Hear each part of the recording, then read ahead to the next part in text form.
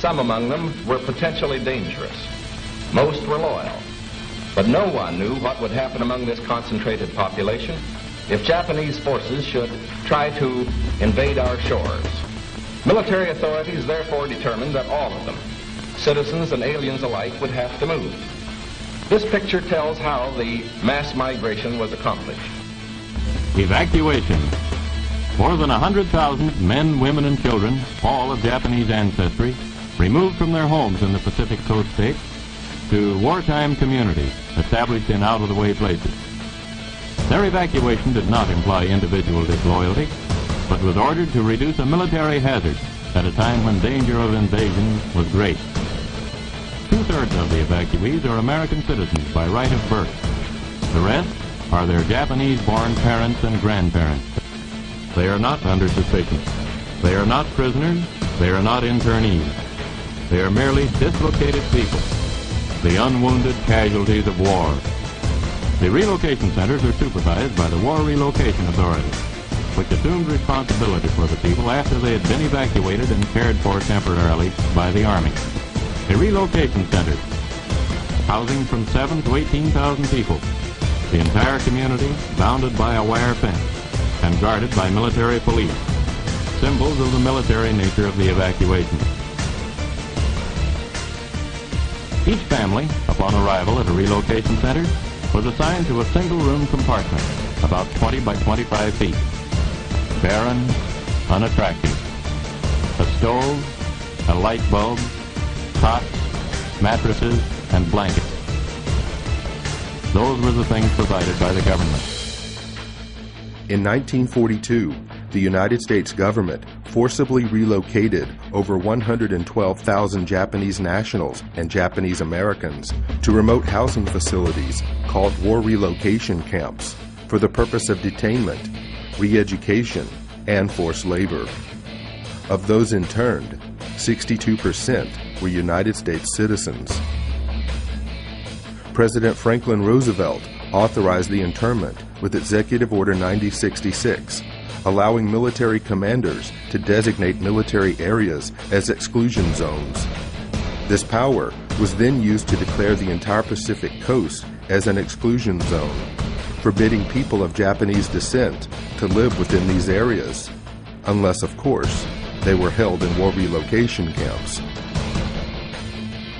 In 1944, the Supreme Court upheld the constitutionality of these exclusion zones, and in 1945, after 2.5 long years of imprisonment, the interns were finally released.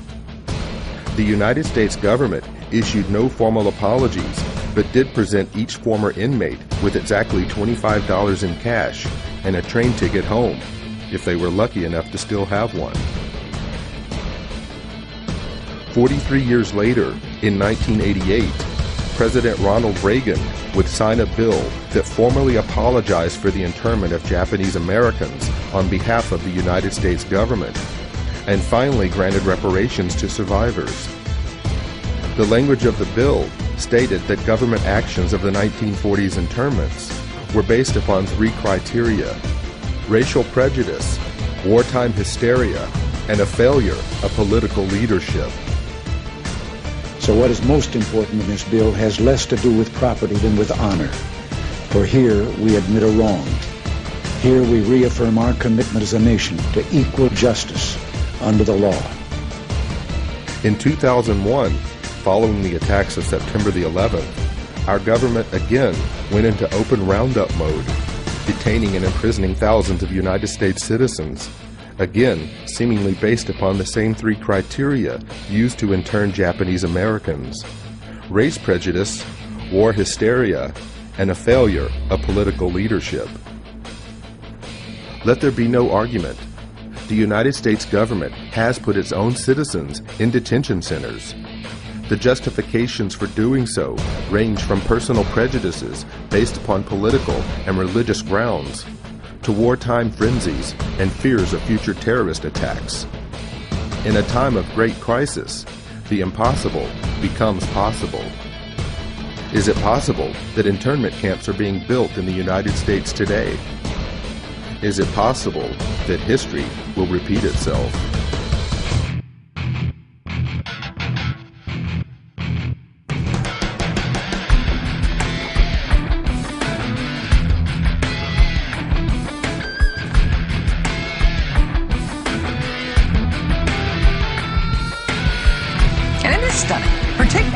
here, President Obama claimed the power to keep people in prison indefinitely with no charges against them, no conviction, no sentence, just imprisonment.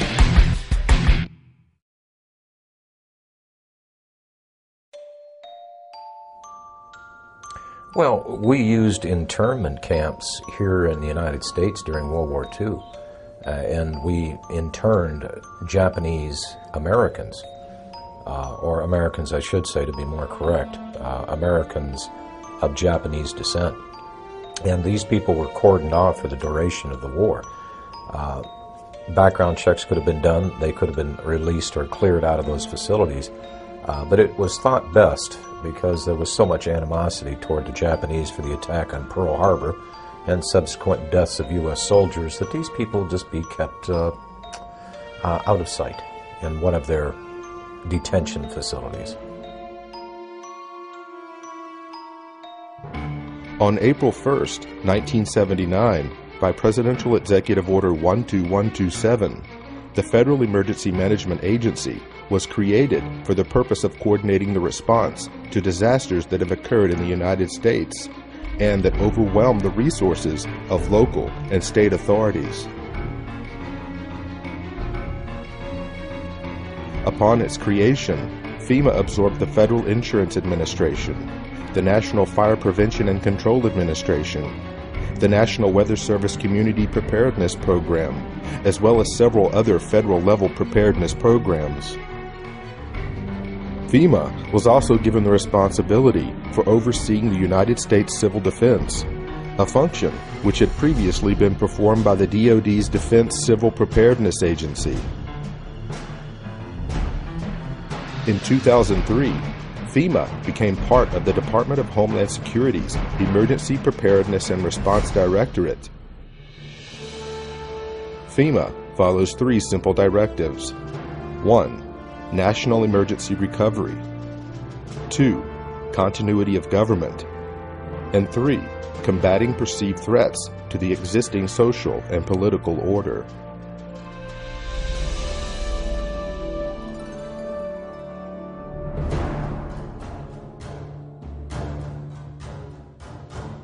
FEMA's implicit objective to provide aid to victims of disasters changed under the leadership of President George W. Bush.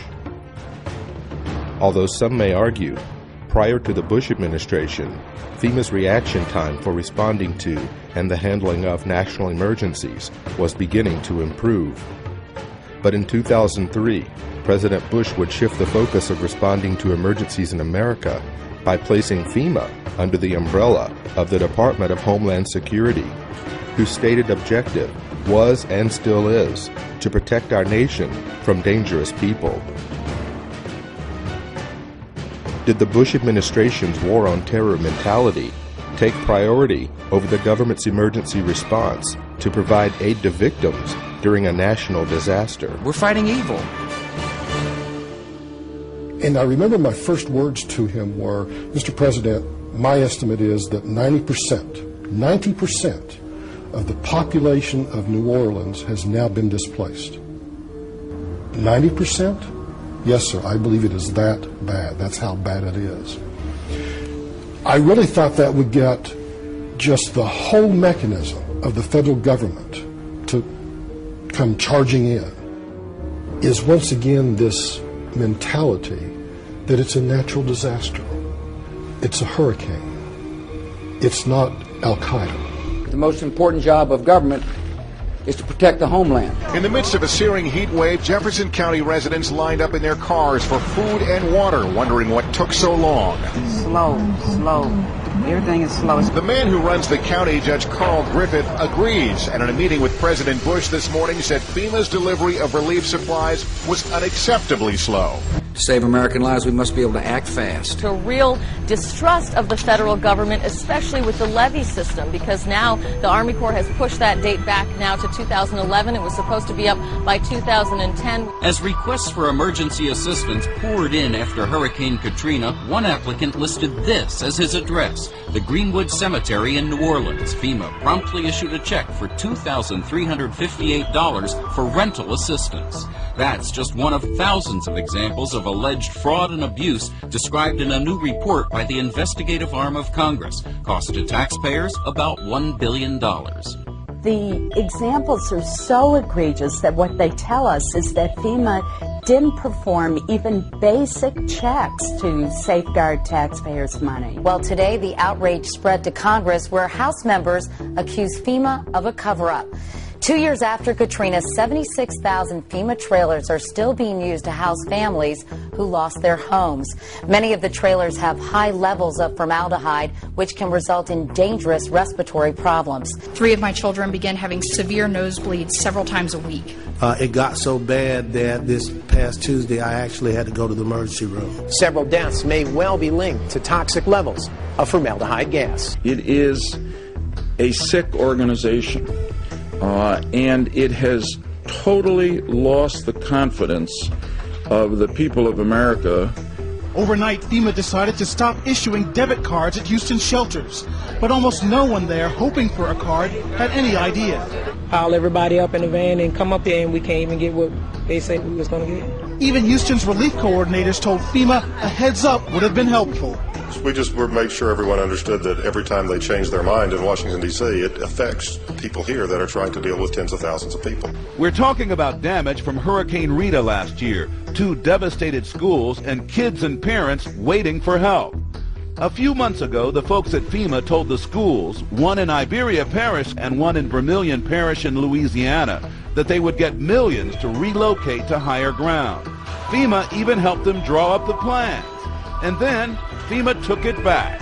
Endless delays, he says, caused by FEMA, which just last week delayed money for rebuilding yet again.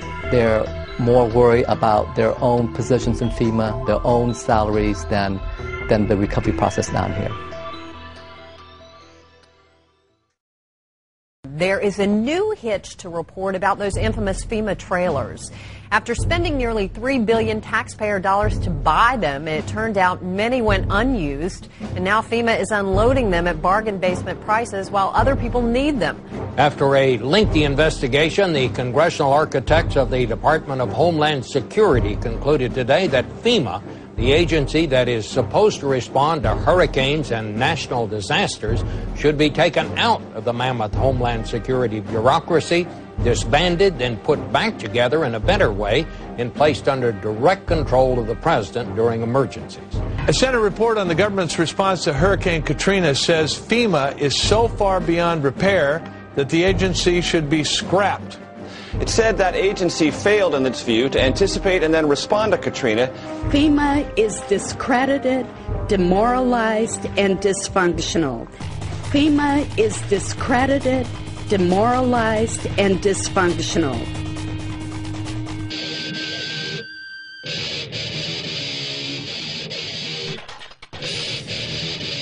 In the mid-1970s, the discredited federal government was more scared of the public than ever, coming off the years of Richard Nixon. And so 2 Cold Warriors inside the White House of Gerald Ford began to bring back some of the Cold War ideas of an executive takeover of the United States through a emergency federal agency. And those individuals were Donald Rumsfeld and Dick Cheney. And so really what we see being set up by Jimmy Carter in 1979 is just a continuation of federal policy to expand a federal takeover plan for continuity of government. And so that's what the Federal Emergency Management Agency was really set up for.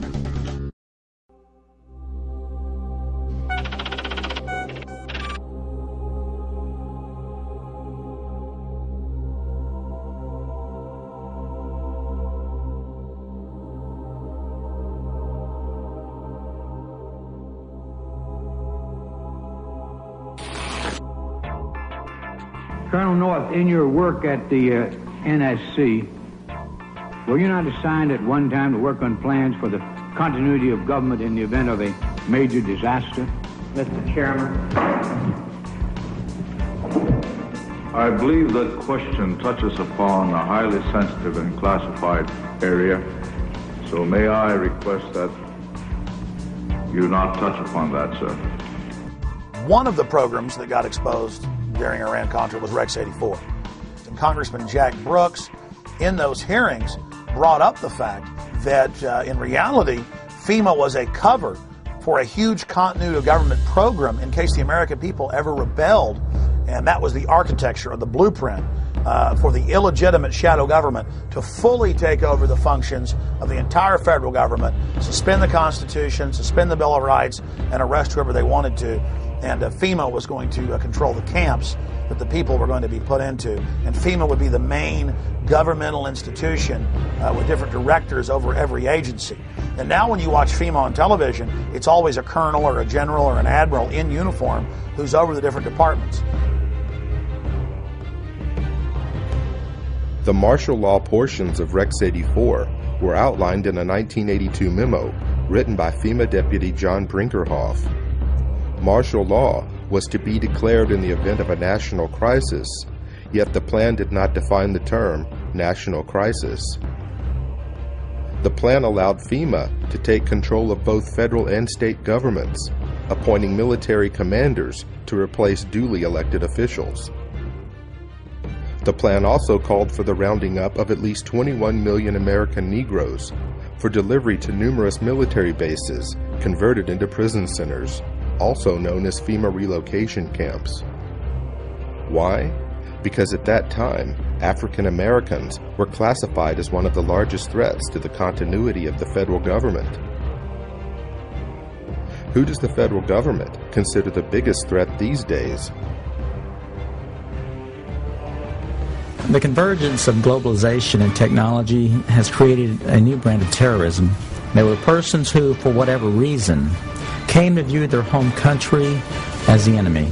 The kind of right-wing, religious-based domestic terrorism. Disturbing news tonight about homegrown terror. Part of this is big change in the White House, a new cultural experience, and some of the crazies are coming out of their closet. Right now, it looks like there is no connection between the men arrested and any known terrorist cell. Homegrown. Homegrown, I should say. Folks, we've got a very serious situation here. I'm holding what is called the right-wing extremism, current economic and political climate, fueling resurgence and radicalization and recruitment. And in it, we talked about the fact that they define pro-lifers as domestic terrorists. They put this in a Department of Homeland Security document, this official assessment, now saying pro-lifers, people that believe in end-time prophecies, people that are opposed to the administration's position on immigration, those of us that are standing up for the sanctity of life and for the sanctity of marriage, all of those are now potential, and this is what they're saying, domestic terrorists. It's a terrorist next door that could be our bigger threat. They call people who believe in the sanctity of life, who believe in owning firearms, who believe in serving their country in the military and coming back, who are very concerned about the policies that this nation is embarking on, spending too much money, taxing too much. It's all listed right here. These are the domestic right-wing extremists. 1 million names under the watchful eye of the United States. America's so-called terrorist watch list has hit the record number according to one of the country's most prominent civil liberties groups. That's a lot of people to keep track of. They're adding new people all the time. It's a secret list that you don't know really quite how one gets on and you don't know how you get off. They're coming out and profiling huge groups of people. You know, if you voted for a certain political candidate, you should be considered a potential threat. And you couple that with things like the Patriot Act, where if you are a threat in their eyes, you can be held without access to judge, jury, and without access to a lawyer or even to your family. That's very concerning because we've watched our country go through and do this to brown people, you know, overseas. They're rounding up enemy combatants and they're putting them in camps and they are torturing them. That is a fact. We know that. In May 2007, President Bush signed the National Security Presidential Directive 51. The unclassified portion of NSPD 51 states that in the event of catastrophic emergency, a cooperative effort among the executive, legislative, and judicial branches of the federal government, coordinated by the president, will replace normal governmental procedure. Most Americans would agree that it would be prudent to have a plan to provide for the continuity of government. They have such a plan. They introduced a little sketchy public version that's clearly inadequate and doesn't really tell us what they have in mind. But they said, don't worry, there's a detailed classified version. But now they've denied the entire Homeland Security Committee of the United States House of Representatives access to their so-called detailed plan to provide for continuity of government. They say, trust us. Trust us? George W. Bush or Barack H. Obama, the corruption, the tyranny just expands like PDD 51, where the president says, Congress, you have no authority over any way the government runs ever again. During an emergency, the presidency runs everything. You are literally titular. You are a figurehead. You are ceremonial. And congressmen then on the Homeland Security Committee, as high a level clearance as the president, said, we want to see the entire PDD 51. And the White House says, no, you don't get to see it because PDD 51 removes you from that process. This is high treason against the people. It is high treason to have the executive telling the Congress, you can't see Presidential Decision Directive 51. You can't see its accompanying executive order. You don't have any authority over anything anymore. FEMA is dysfunctional. This is high treason against the people.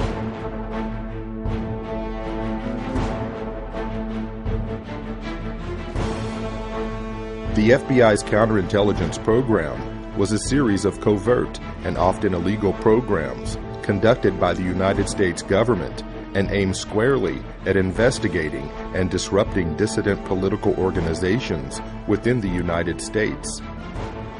According to a Senate Select Committee study chaired by Senator Frank Church, and including such members as Phil Hart, Walter Mondale, and Barry Goldwater, the FBI's motivation for conducting these programs was protecting national security, preventing violence, and maintaining the existing social and political order.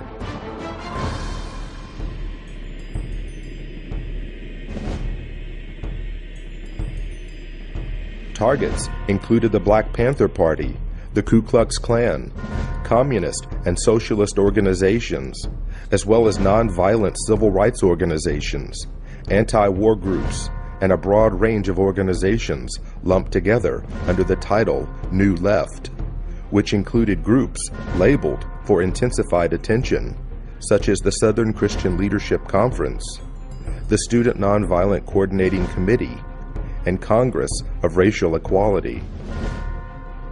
Over the course of 4 presidential administrations, FBI Director J. Edgar Hoover ordered FBI agents to expose, disrupt, misdirect, discredit, or otherwise neutralize the activities of these movements and their leaders.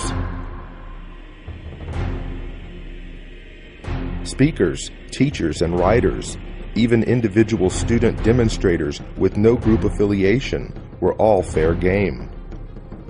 Individual case studies revealed that the FBI was successful in preventing the distribution of books, newspapers, and periodicals. They prevented groups from forming and disrupted peaceful demonstrations and large anti-war marches, as well as denied groups and organizations facilities to hold meetings and conferences.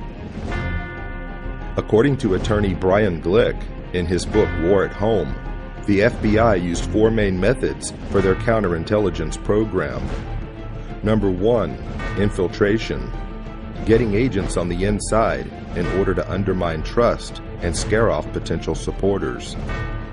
Number 2, psychological warfare, planting false media stories, forging correspondence, making anonymous phone calls, spreading misinformation about meetings and events, setting up pseudo-movement groups run by government agents, and manipulating and threatening parents, employers, landlords, school officials, and others to cause trouble for activists. Number 3, harassment through the legal system. The FBI and police abused the legal system to harass dissidents and make them appear to be criminals. Officers of the law gave perjured testimony and presented fabricated evidence as a pretext for false arrest and wrongful imprisonment. They also discriminatorily enforced tax laws and other government regulations. Number 4, extralegal force and violence. The FBI and police threatened, instigated, and themselves conducted break-ins, vandalism, assaults, and beatings, all in the name of maintaining the existing social and political order.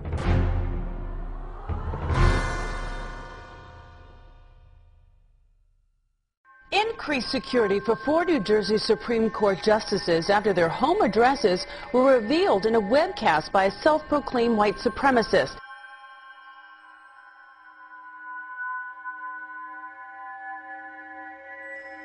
Welcome to the Hal Turner Show. Doesn't a noose symbolize hate, bigotry, division? Justice.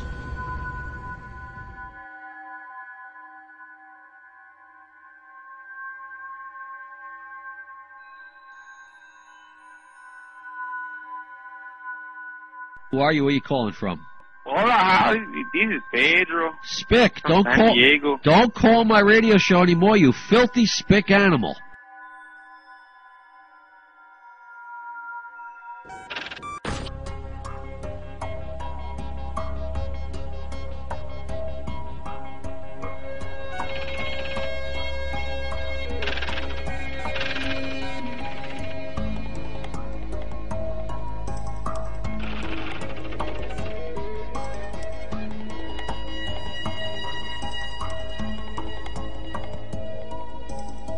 People were being profiled and stopped if they had certain kind of bumper stickers on their car, like a Ron Paul bumper sticker or a Chuck Baldwin supporter.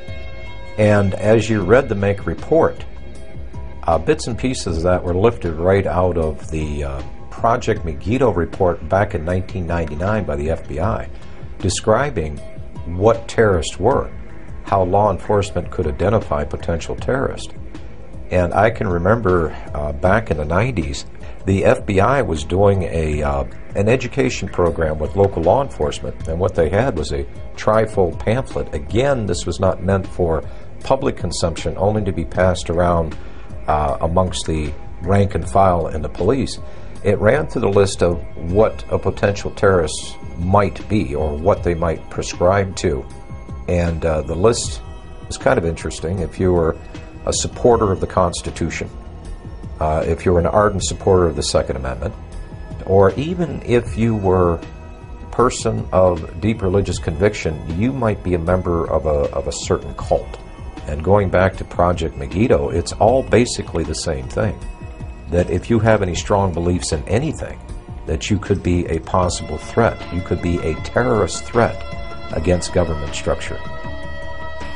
In Missouri, a new document meant to help Missouri law enforcement agencies identify militia members or domestic terrorists has drawn criticism.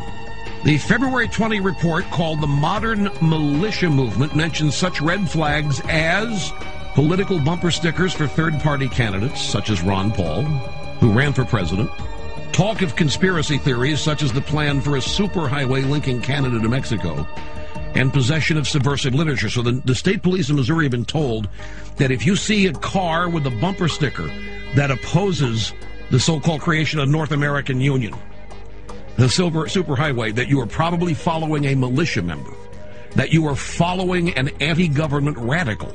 If you see a car with a bumper sticker that says Ron Paul for president, you might be dealing with a violent radical. Exercise extreme caution.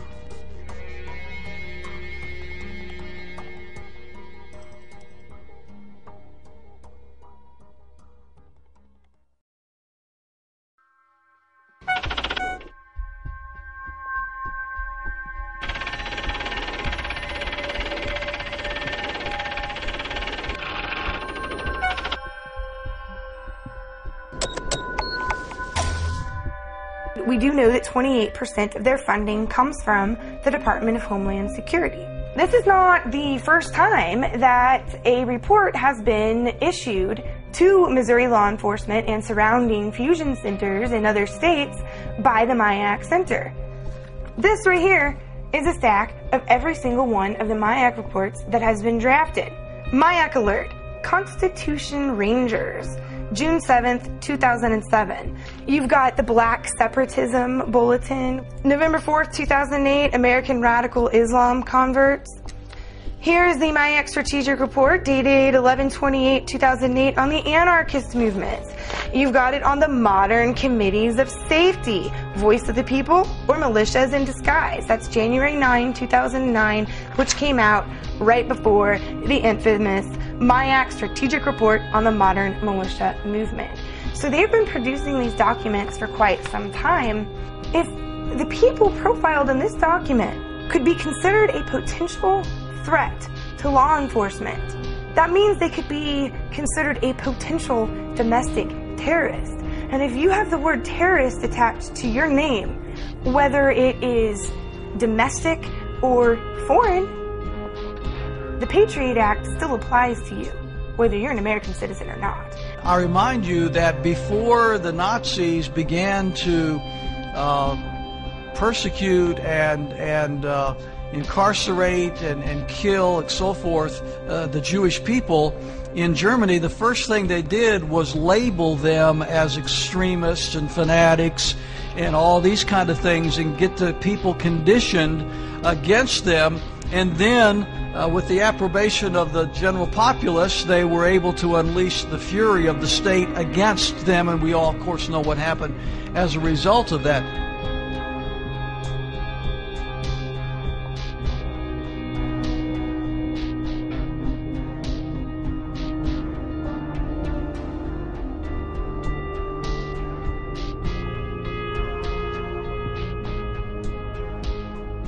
Is that the face of a terrorist that they had to know where that cash came from? Again, it's turning more into fascism. It's one thing for them to make sure you don't have a gun or a bomb in your pocket. It's another thing for them to not like a book.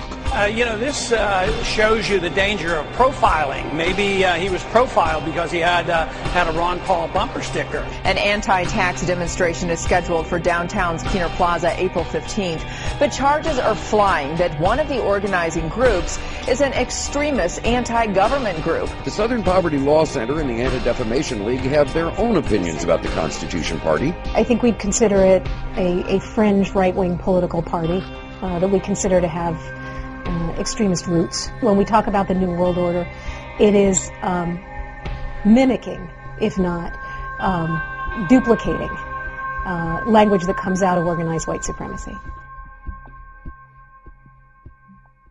The elites have said that they want to have a final revolution, that they know the public's going to revolt against them, so that's why they've scientifically set up the surveillance grid, the cashless society. This whole continuity of government system is designed to suppress and control the people of America. Northcom, the Pentagon, the military are all announcing their number one job now is fighting the American people. They're saying the number one terror threat is veterans and gun owners and conservatives and libertarians and Ron Paul supporters. And I've been sent secret Army documents, we call the phone numbers and they're accurate and real, where I'm being watched at In the Fed protest, where we peacefully go out and demonstrate. And now even the ACLU has written letters saying, why is the Pentagon watching U.S. citizens? Why are you listing any protest as an act of terrorism? The real terrorists are the people that have hijacked our nation that would dare say the First Amendment is terrorism.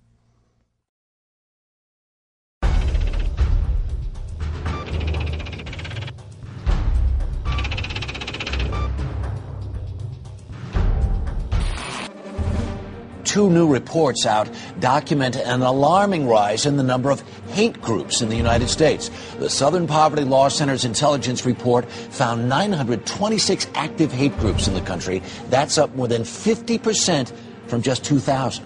Morris Dees is the founder of the Southern Poverty Law Center. He joins us from Montgomery, Alabama. Good morning, sir. Your report dovetails with a brand new report from the Department of Homeland Security claiming basically the same thing. And they say part of it is because of the election of President Obama. Other part of the responsibility goes to the deteriorating economy.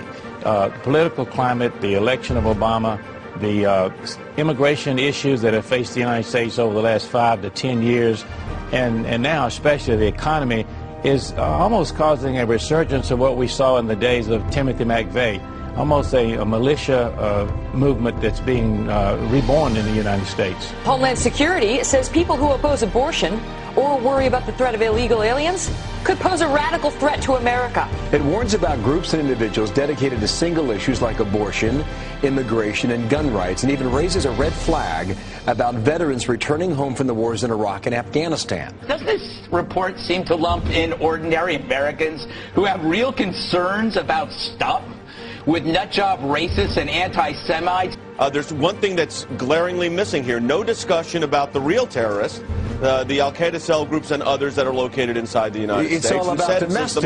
It's not overseas. The most dangerous. It literally changes the entire focus for the Department of Homeland Security has been doing.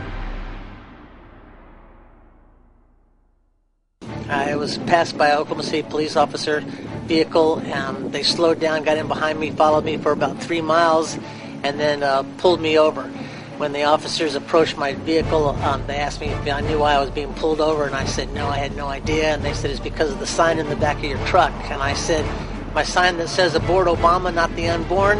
And the officers said yes, that's why. Later that afternoon, I got a call from the Secret Service.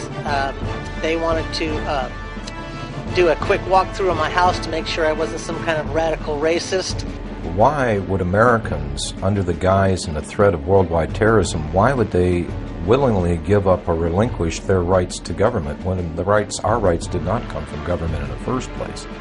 Our rights merely came from God. They were enumerated by the government, put in the Bill of Rights as a reminder not to us, but those in power as to not violate them.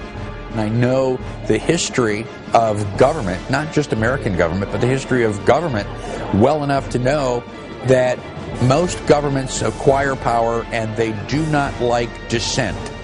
We are losing our freedoms in the United States. Most Americans do not realize that we have free speech zones in the United States. I mean, talk about an oxymoron. You know, all of the 50 states are a free speech zone. You're an American. That by definition creates a free speech zone. We have freedom of speech because we stand up and say what we think, not because the Founding Fathers ratified the First Amendment in 1791. So if we're losing the free speech zones, the governments in general throughout history have tried to quell dissent by controlling the media, which we already have in this country, and by generating fear of confrontation. After Seattle, the feds said we can't allow protests anymore in America. It's too dangerous. That's why we're going to have free speech zones miles away from where the events are, in baseball fields, in church parking lots, where nobody can see you or hear you. You've got your First Amendment, but you've got it way over here miles away. That all started as a beta test in Seattle in '99 with the police, after they'd staged the riots, with hired anarchists, coming up to people saying nowhere in the city could they even wear a pin saying no WTO. And the police say, hey, First Amendment is suspended in Seattle, and the news pushed it like it was a good idea and the right thing to do. The lines are open. This is First Word, ladies and gentlemen. At 877-367-2526. Whatever's in your head, call and share it at this moment. Hello. Yeah, how you doing, Al? My name's Austin from Florida.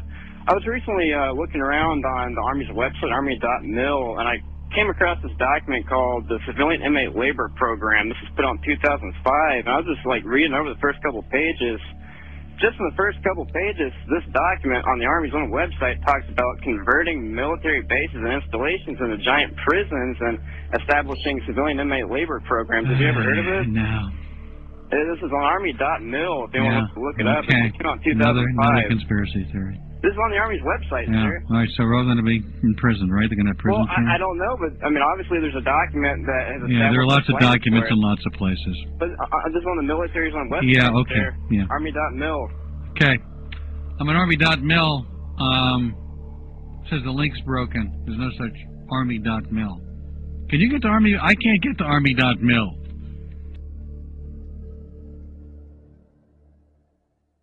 Army Regulation 210-35. Now, this was set up in 1986 secretly. And for 10 plus years, it was secret.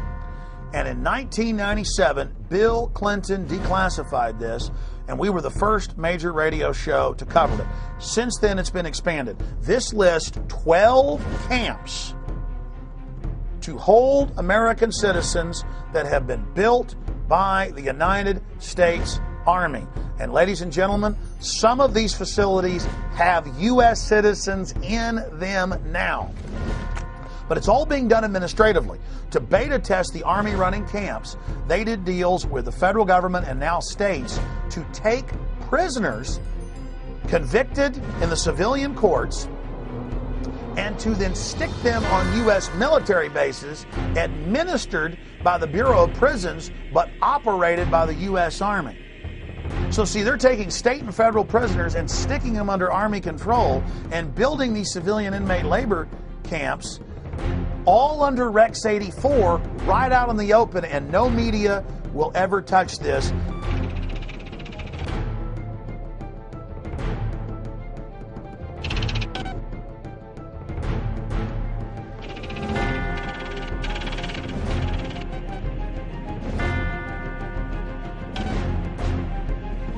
Beginning in October, the Army plans to station an active unit inside the United States.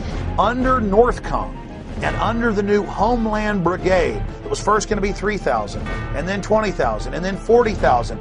The 3rd Infantry Division's 1st Brigade Combat Team has spent 35 of the last 60 months in Iraq. Combat-hardened troops who've been running camps and centers in Iraq are now coming back to the United States to, quote, carry out law enforcement actions. The Army unit may be called upon to help with civil unrest and crowd control. There has been some concern and some misimpressions that I'd like to correct. The primary purpose of this force is to provide help to people in need in the aftermath of a WMD-like event in the homeland. This force has got no role in civil disturbance or civil unrest, any of those kinds of things. The Army Times reporting, quote, they may be called upon to help with civil unrest and crowd control or to deal with potentially horrific scenarios, end quote. NORTHCOM, the Northern Command that came into being in October of 2002, when that came in, people like me were concerned that the Pentagon was going to use its forces here in the United States, and now it looks like, in fact, it is, even though on its website it says it doesn't have units of its own. Now it's getting a unit of its own. And the Army Times said during civil unrest inside the United States that the Army's new job would be engaging the American people. The Posse Comitatus Act of 1878 generally prohibits federal uniformed services from carrying out domestic law enforcement duties, except in cases expressly authorized by the Constitution or an act of Congress.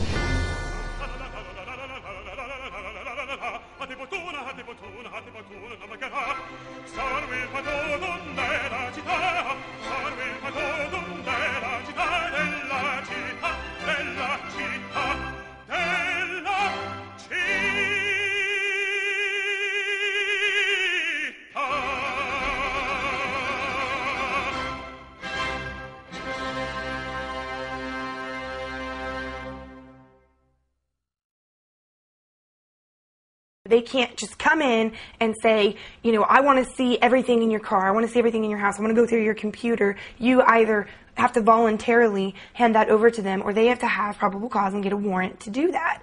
So it's very clear that the government does not have the authority to be spying on us. That was not the intent of our founders when they created this system of government.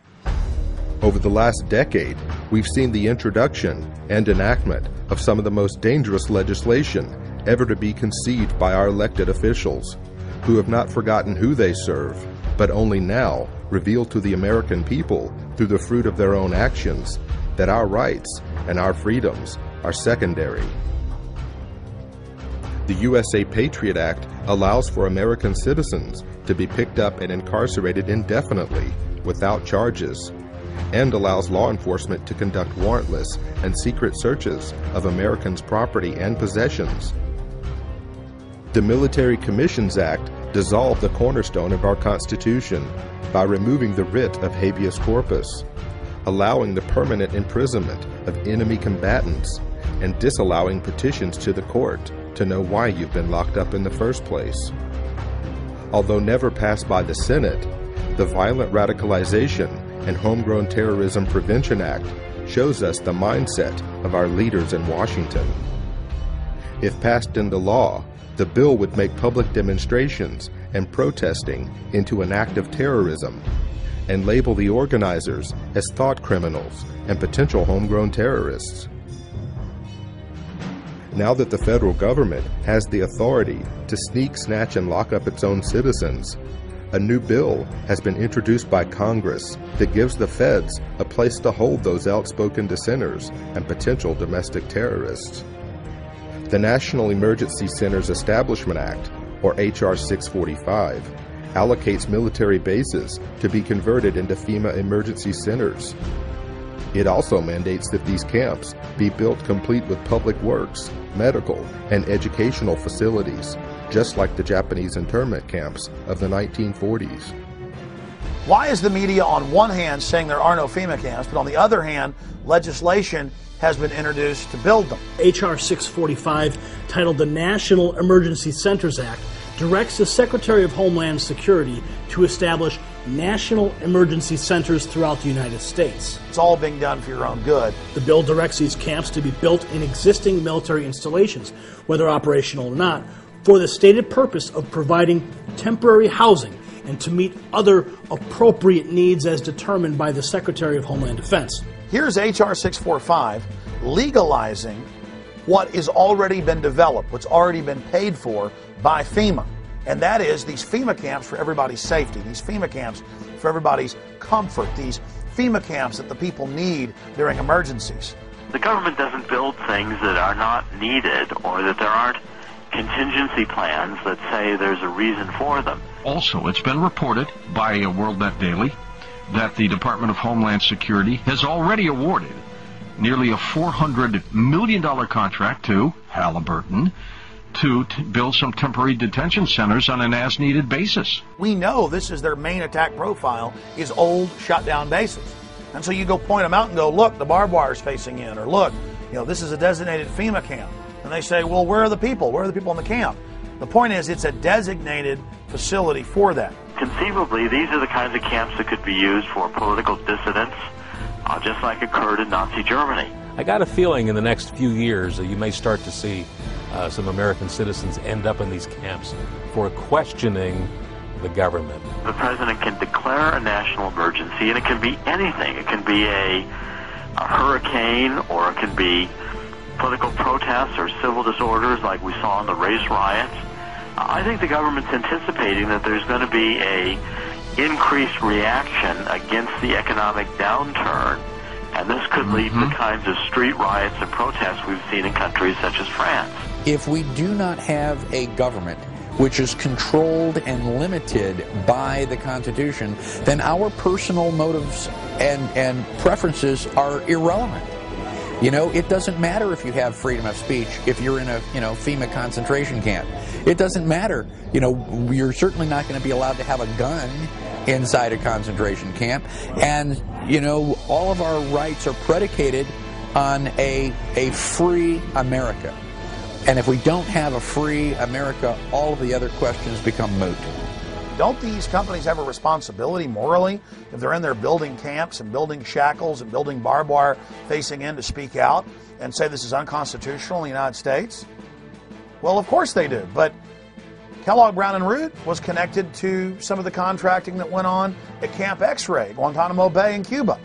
So this is their business. I talked to the Department of Homeland Security spokespeople, and they affirmed the contract with this KBR, the former Halliburton company, was in place. The Department of Homeland Security was ready to build these contingency as-needed detention centers anywhere in the country in the event of any kind of a national emergency, including natural disasters or, again, riots or protests. Just because you think someone might commit a crime doesn't mean that they have done anything, and does not mean that you have the right to punish them for what you think they are going to do. In our system of government, you're supposed to be innocent until you are proven guilty, not guilty until you're proven innocent. And so if you can be declared guilty or potentially guilty before you even lift a finger, that is bordering on thought crime. That is bordering on punishing people for pre-crime.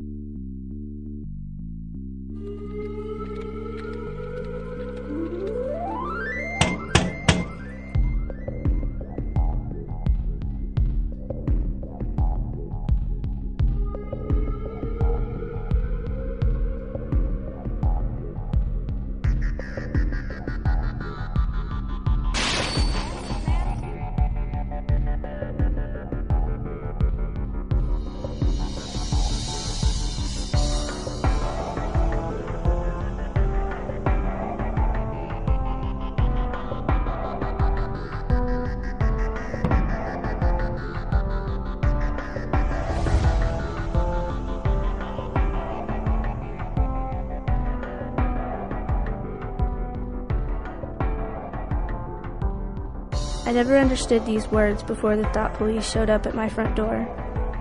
Liberty isn't something that we touch or feel or grasp in our hands. We can't taste it or smell it or hear it. It doesn't have a particular shape or size or color. It's intangible, elusive, and in constant need of nurturing, or else it withers and dies on the vines of tyranny. Modern tyranny is a lot more sophisticated than the Hitlerian or Stalin-esque things we've seen in the past. But even in Hitler's day, they knew how to sell it. And they advertised the camps as, hey, look, people don't like you here in the Warsaw Ghetto. You're not allowed to have jobs. You're not allowed to work. Get on the trains. We're coming to take you to a safer place where you're going to be able to work and be amongst your own people. They put them on trains, took them to the camps, killed the old and infirm, worked the other people to death. And they advertised, hey, we're going to delouse you, we're going to give you a shower, march right in here.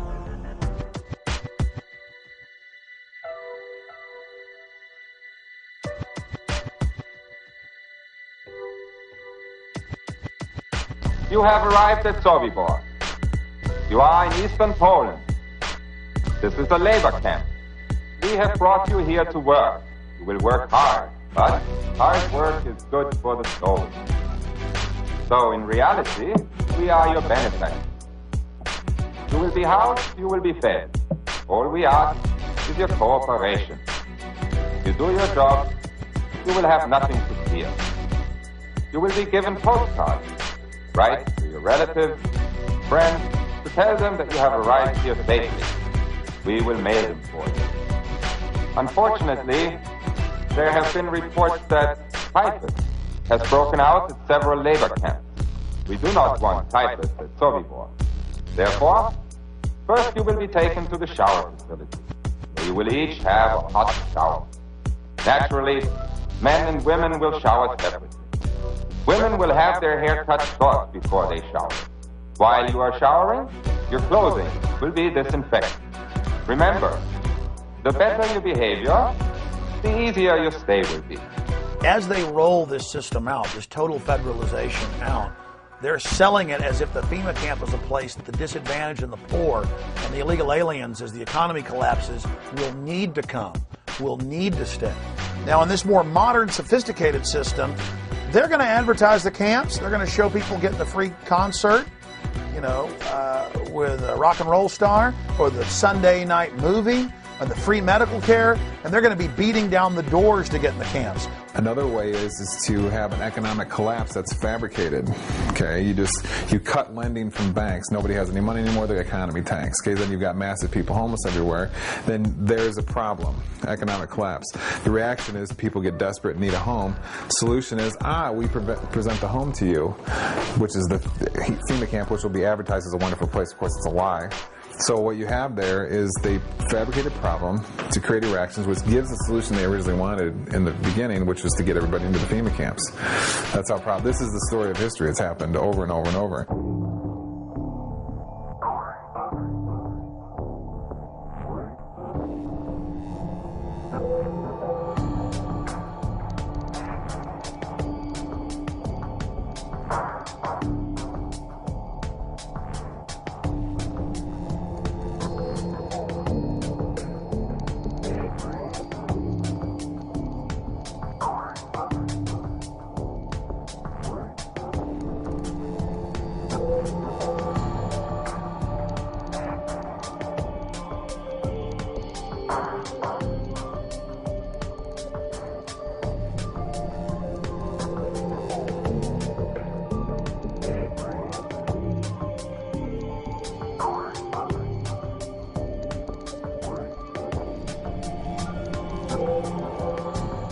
If you can detain people, I would call them quasi-concentration camps.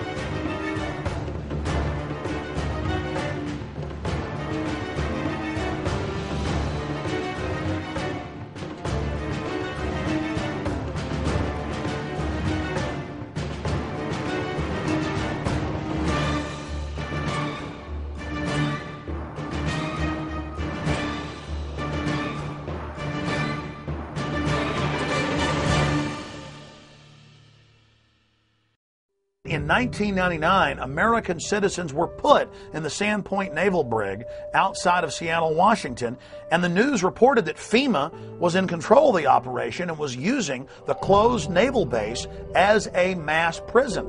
And the people were put in plastic handcuffs and taken indoors, inside warehouse areas that had barbed wire fences, porta potties, and cots. The same system we saw set up at Pier 57 a few years later in 2004 for the Republican National Convention in New York City. Convention protest groups are not happy with what they call a clandestine detention center. We discovered officers that had to spray tear gas to control one protester, and then at least 4 officers held down another protester. The recent discovery of a makeshift jail in Denver's warehouse district is causing outrage among some. It's a warehouse filled with makeshift jail cells to be used if there are mass arrests. It was apparently constructed to hold DNC protesters. Those cages are for the safety of law enforcement agents and those who are arrested, but Recreate 68 calls this place a concentration camp, unfit and inappropriate. We don't need another gulag or stalag or prison, whatever you want to call it, to house people who just want to express an opinion of a better world. That's why we have the protests. This lot sitting right next to where we're filming right now, it's fairly big, comprising several acres. That itself can be readily turned into a holding area by virtue of some concertina wire, some observation guard post, and a security ring. Doesn't take much. It can be a sports arena. It could be abandoned airports. It could be abandoned military facilities.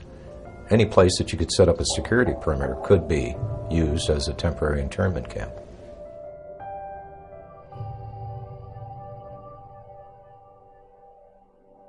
Well, it's recording. We got a FEMA RV thing right over here. I don't think that's a pig, dude. I think it's a security guard. Yeah, but why is a FEMA RV parked in front of the mall? In front of the mall? In front of the closed part of the mall. That's real weird. Dude, look, it says Department of Homeland It's the Security. Department of Homeland Security parked in front of the mall? In front of that closed part, though. Can you go? No, you can go in there. What kind of... Why do we need Homeland Security at the mall? No. Do we need Homeland Security right here? Look, it says it right there. That says U.S. Department of Homeland Security.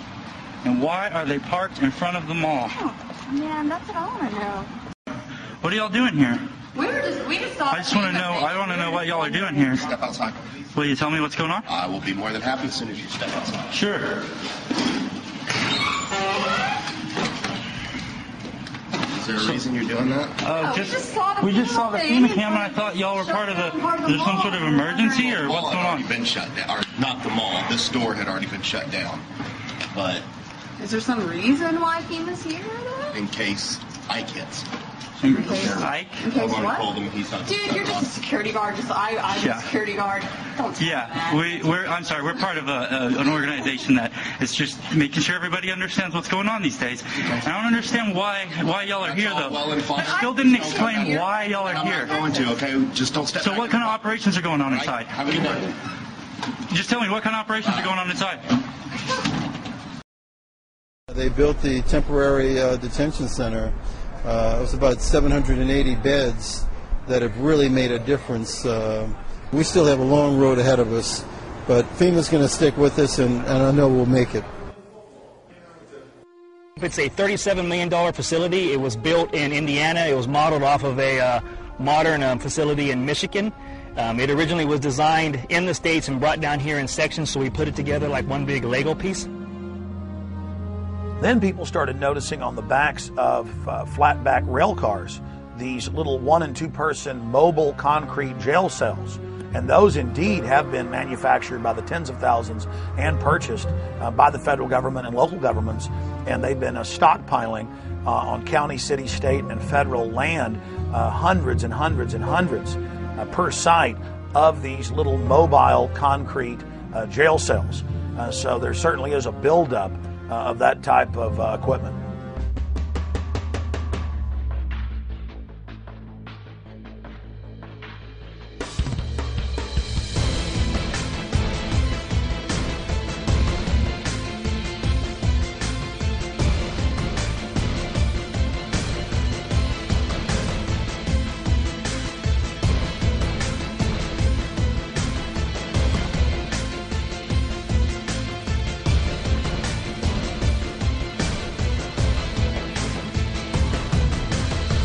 Several years ago, the military issued a challenge to create a faster and better razor tape. They wanted a barrier that would be at least 50 inches taller than the standard fence and one that could be deployed faster than 30 man-hours. Ulster County-based Cobra Systems is getting ready to ship the first batch of its express razor wire to the U.S. military. The system allows soldiers to lay hundreds of yards of wire from the back of a vehicle in just a few moments.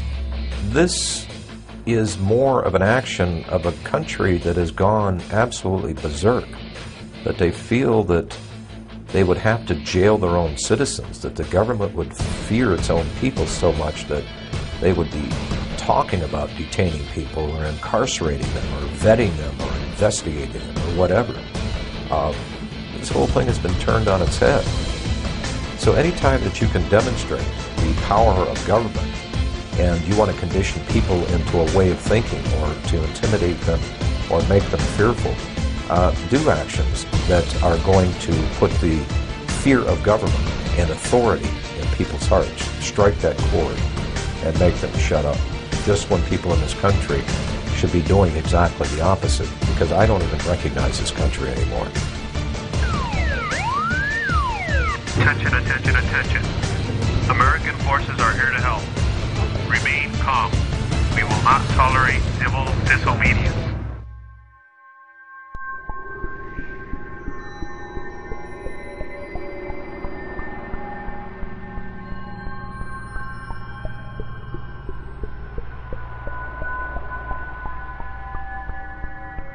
Military Occupational Specialty Internment Resettlement Specialist.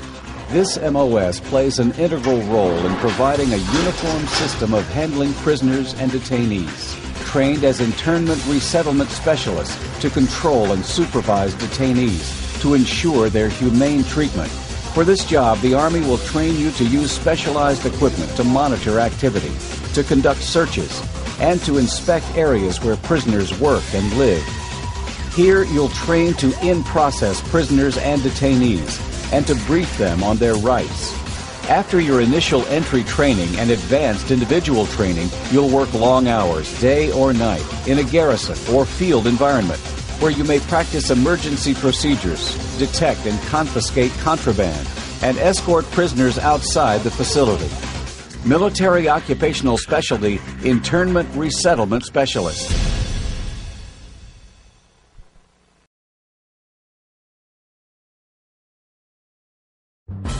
The burden of service has fallen almost exclusively onto the backs of our military. And that's why I won't just ask for your vote as a candidate. I will ask for your service and your active citizenship when I'm President of the United States. Citizenship is not an entitlement program. It comes with responsibilities.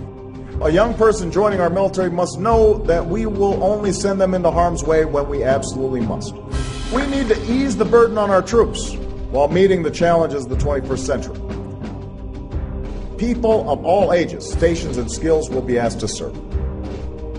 Because when it comes to the challenges we face, the American people are not the problem, they are the answer.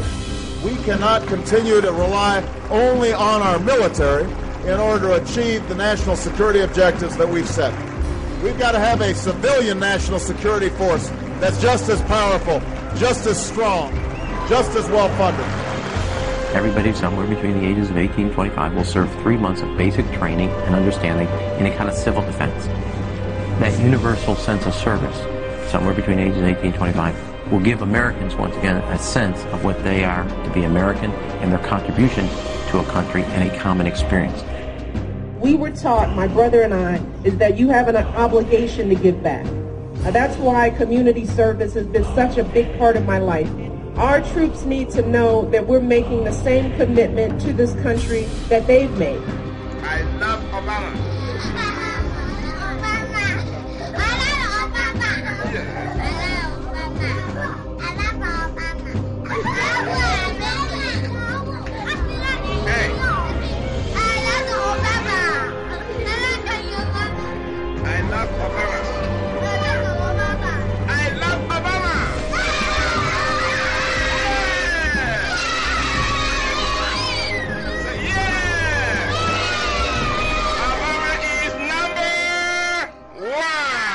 We're gonna spread happiness. We're gonna spread freedom. Obama's gonna change it. Obama's gonna lead 'em.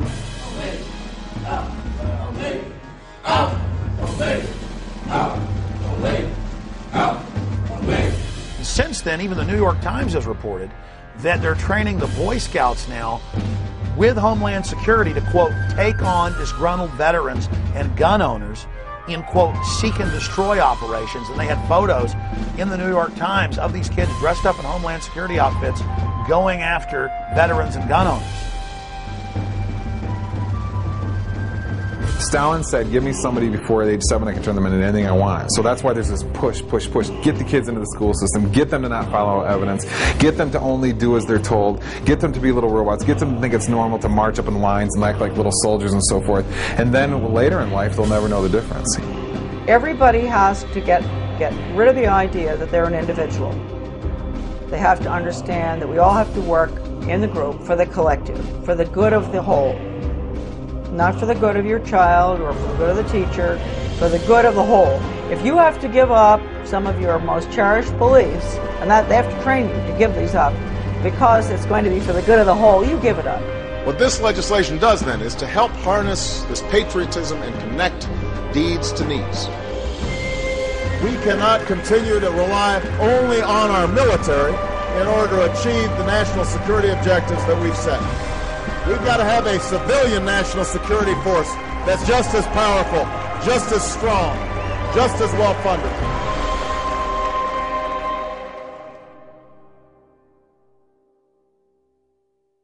They've been turning on the American people and working against our interests for a number of years.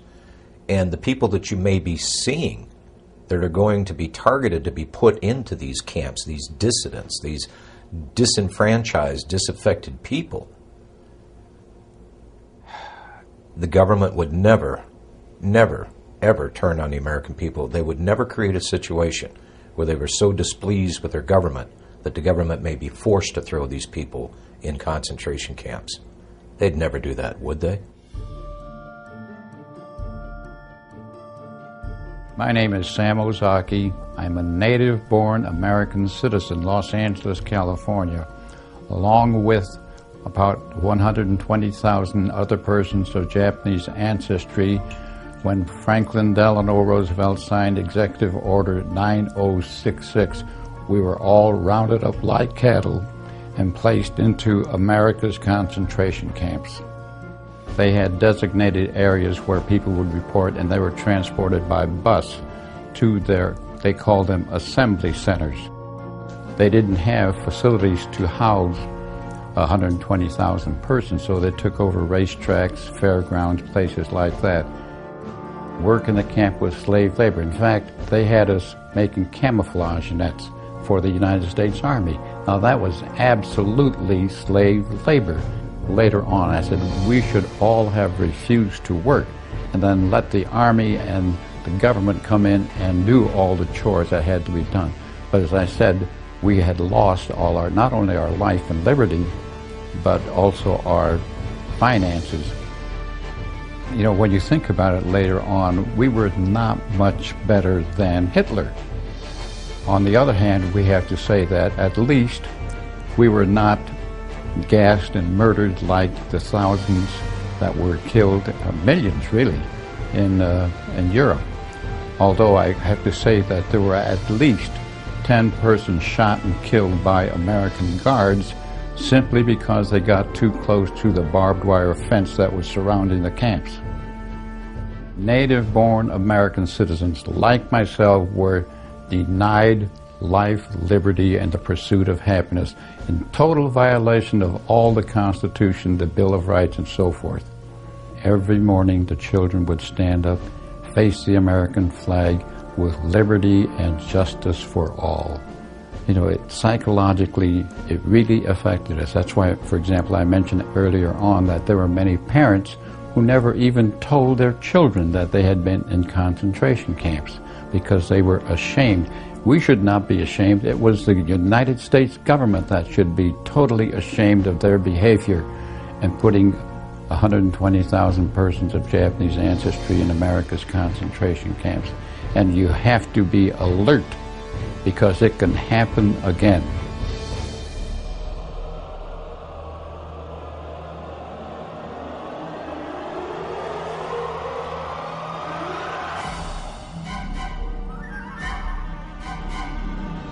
We look at American history between 1942 and 1947, the data that was collected by the Census Bureau was handed over to the FBI and other organizations at the request of President Roosevelt, and that's how the Japanese were rounded up and put into the internment camps.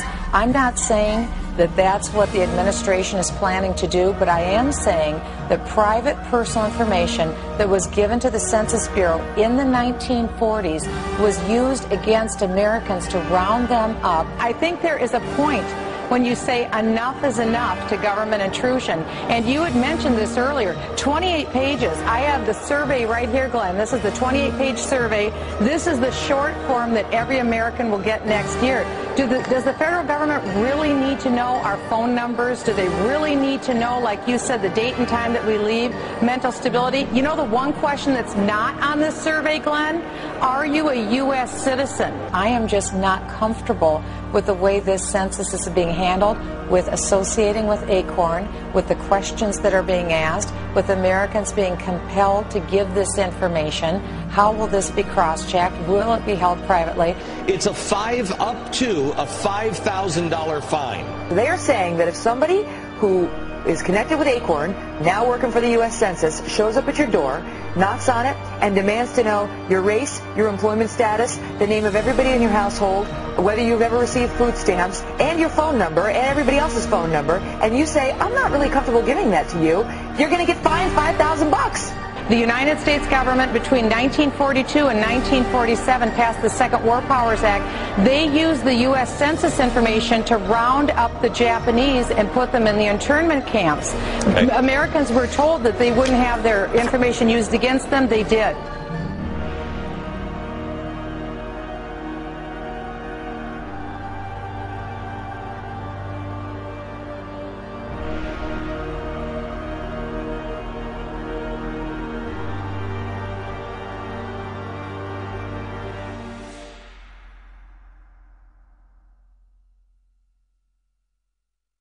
Well, one of the things that we're fighting here in Oklahoma City, we have a radio show called Radio Free Oklahoma, and we try to get the information out about the upcoming swine flu vaccines. You hear that Northcom is coordinating with FEMA to work for the mandatory vaccinations. There's all the legal framework in place through the Patriot Acts and the Emergency Medical Powers Act to force these vaccines on people. And then if you deny it, you know, where are you going to go? Well, they say that you can be charged with a felony or put into a quarantine area. Now it's starting to come into view how these camps could be used. Well, today we're in a circumstance where the economic and the political dynamics are pushing America and the whole world into a crisis dynamic. This crisis is being created through the process of sustainable development policy. Several things are occurring. One is that our system of justice is being changed. We're shifting from equal justice, where every human being has certain unalienable rights to life, liberty, and property, etc., to a system of social justice where no one has any such right, but where people are judged based upon the group that they're part of.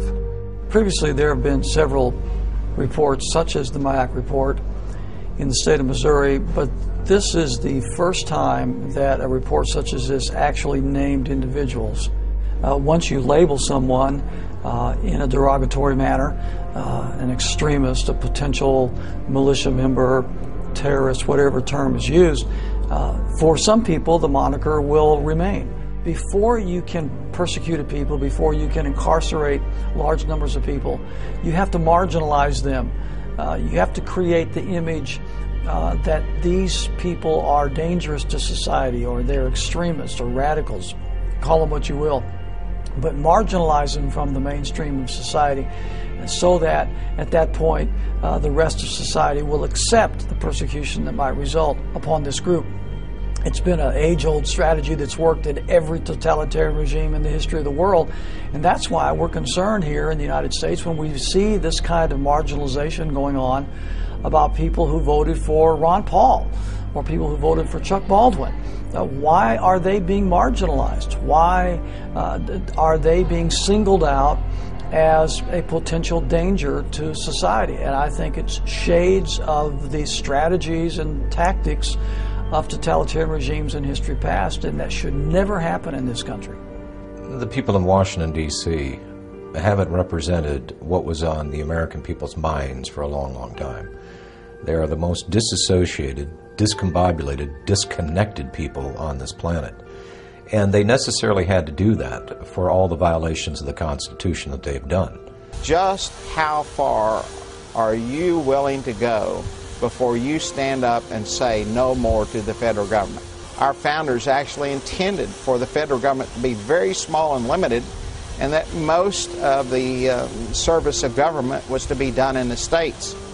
And so I think there's probably a growing conflict between states and the federal government. And I think there's some really good reason for the federal government to be concerned right now, because I think there are a lot of people in the United States that are beginning to say, where are we going to draw the line in the sand and say no more to the federal government?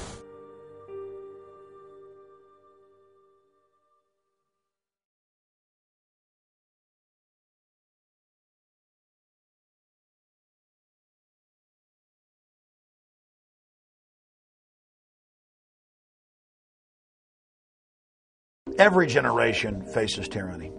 Every generation faces corruption, and is forced to stand up against it or become enslaved. Our ancestors fought and died so that we'd have the little bit of liberty we have now. It is a sacred treasure.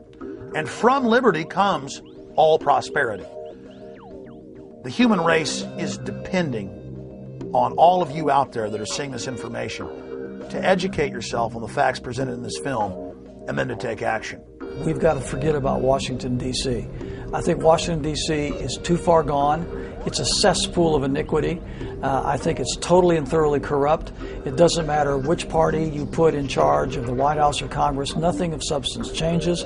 I really think the power and strength of the people rests where it always has rested, and that is with the states.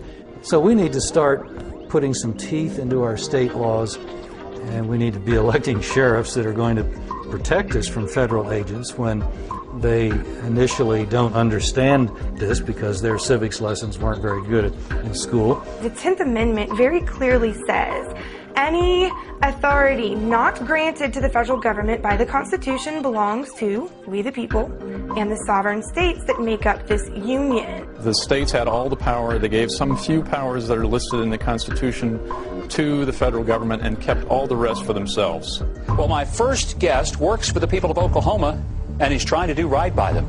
But he believes it's kind of hard to do that when the federal government keeps butting into the state's business.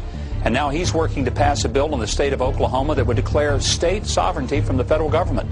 Well, the resolution is saying that the Constitution is the supreme law of the land and that it specifically delegates certain powers to the federal government, and all other powers are reserved to the people and the states, and that the federal government has increasingly moved out of that framework over the last several decades, and that they need to get back into that proper role. A number of states already have them. Many more are considering similar resolutions as a bulwark, proponents say, against the federal government handing down laws that they see as unfunded or unconstitutional. Ongoing pattern of overstepping its constitutional authority. Dozens of states are now considering resolutions asserting their sovereignty under the 10th Amendment in the Constitution, pushing back against Washington's intrusion into everything from land use to gun control. And there's really somewhat of an uprising in the states across the country is this federal law called the Real ID Act.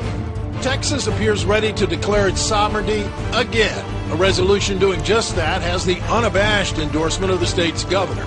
I believe the federal government has become oppressive. I believe it's become oppressive in its size, its intrusion in the lives of its citizens, and its interference with the affairs of our state. The bill, H.C.R. 50, is currently in Texas's House. It reasserts the constitutional guarantee of the 10th Amendment. We need to focus on our state government. We need to focus on our state legislators, the governor's mansion, the state Supreme Court, the sheriffs at the state and local level. All these agencies need to be the focus of freedom-loving people. And if you do treasure the notion that your rights are unalienable, meaning imbued in you by our Creator, and you want to defend the American circumstance, the only way we can effectively battle the Agenda 21 protocol is to do it locally. We have the checks and balances in the states to be able to maintain the freedom of our people. You get involved in your local area. I mean, that's where you can affect the most change. I don't know why we have FEMA. I don't see anything about a FEMA in our Constitution. I think it should be eliminated. We're fighting tyranny. We're standing up for liberty. We're the good guys. We have the moral high ground on our side. All you have to do is get started. Take that first step, and then you'll find that you get this momentum, and you can't stop it. We are the government. Do whatever you can to get involved and get to know what is happening in your state. Are they watching people in your state and sending information up to FBI and Homeland Security? Are you going to be profiled in a report issued by your state?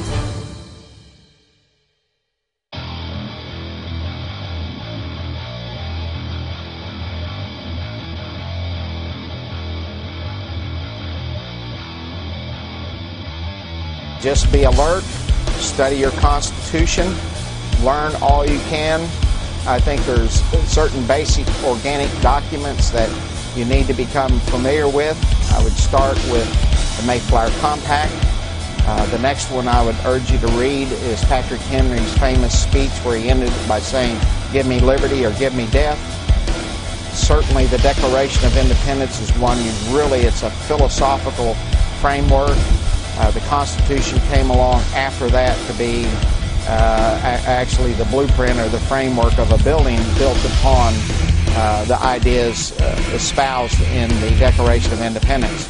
You must read the Federalist Papers and the Anti-Federalist Papers, Northwest Ordinance, George Washington's Farewell Address. These are the organic documents from which we came, and it basically expressed who we were when we attained to greatness. It's who we need to go back to. On top of that, there are many other really important books to read to understand your enemy. And I would suggest The Shadows of Power by James Perloff, Creature from Jekyll Island by G. Edward Griffin. Another one actually written by one of the enemies, in my opinion, is Carol Quigley's Tragedy and Hope. So read those books, study and all to know what we are, but also equip yourself with understanding of who your enemy is, because we're in a struggle for our future at this point in time. I am now working at a network that will follow through on a story. I am not a journalist. I'm just a guy who cares. I'm sorry. I'm just a guy who cares an awful lot about my country. And I think you do too. But sometimes, for political reasons or whatever reasons, people just won't follow a story. I have to tell you, I'm doing a story tonight that I wanted to debunk these FEMA camps. I'm tired of hearing. You know about them? Sure.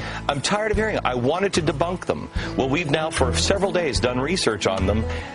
I can't debunk them. And we're going to carry the story tonight. I don't know anything about them. So. It is our government. If you trust our government, it's fine. If you have any kind of fear that we might be headed towards a totalitarian state, look out.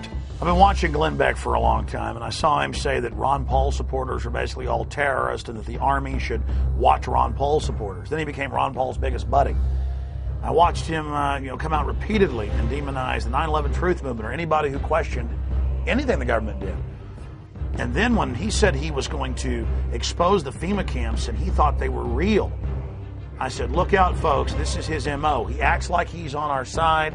He acts like he's really investigating. And then he sucker punches you once he's gotten your confidence. Popular Mechanics, they did an incredible job in the writing of the definitive debunking of the 9/11 conspiracy that everybody knows now is not true because of Popular Mechanics, except Rosie O'Donnell. James is here now to do the same with the FEMA camps. He specifically was going to build a straw man argument and go after some of the fake stories of false FEMA camps, like the Amtrak train station. This is an Amtrak repair facility in Beech Grove, Indiana. The woman who made this video initially claims that it's some kind of American Auschwitz, and they've outfitted buildings with gas, and they've got these strange turnstiles. In fact, it is a repair facility. They're repairing trains in there. Well, trains, I believe Auschwitz had trains. I'm just saying, Jim. Oh, yes, there are real FEMA camps, and there are bills and legislation, and Americans have even been held in FEMA camps before during demonstrations in Seattle. But he didn't choose to go into any of that, even though we mailed him packets of that material. One of those buildings has been knocked down. This video actually dates from about 1995. So the turnstiles are there for, they were there. They're not there anymore? Right. The turnstiles were just ordinary subway turnstiles that would be familiar to anyone who's ridden the subways in New York. He went to the disinfo on the internet knowing he could discredit a straw man. And that's what's so despicable about Glenn Beck, is that his propaganda is so shoddy that it's just amazingly predictable. By the way, if you want to get all of the information and more on the FEMA camps, debunk information that we couldn't get into this segment, help silence the annoying conspiracy freak in your life. There is enough out there. We don't need to make stuff up. Glenn Beck knows he's a liar.